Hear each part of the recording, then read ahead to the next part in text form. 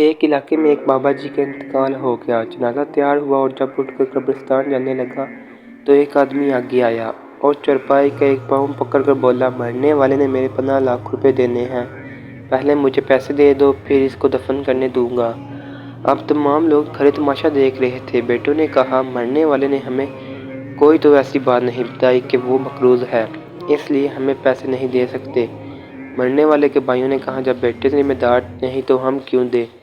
اب سارے کھڑے ہیں اور اس نے چارپائی پکڑی ہوئی ہے۔ جب بات گھر کی عورتوں تک جا پہنچی، مرنے والے کی اکلوتی بیٹی نے جب یہ بات سنی تو فوراً اپنا سارا زیور اتارا اور اپنی ساری نقد رقم جمع کر کے ساتویں کیلے بھجوا دی اور کہا، اللہ کے لیے یہ رقم اور زیور بیچ کر اس کی رقم رکھو اور میرے ابو کا جنازہ نہ رکھو، میں مرنے سے پہلے سارا قرض ادا کر دوں گی،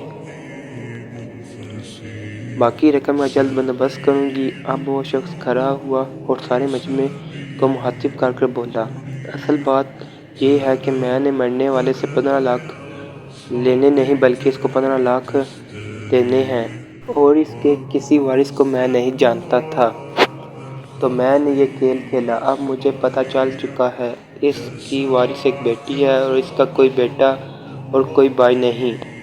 اب بھائی منہ اٹھا کر اسے دیکھ رہے تھے اور بیٹے بھی۔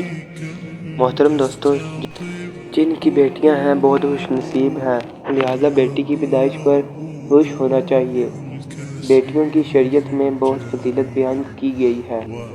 اگر آپ کو ویڈیو پسند آئی ہے، ویڈیو کو لائک اور چینل پر نئے ہیں چینل کو ضرور سبسکرائب کیجیے گا۔ شکریہ۔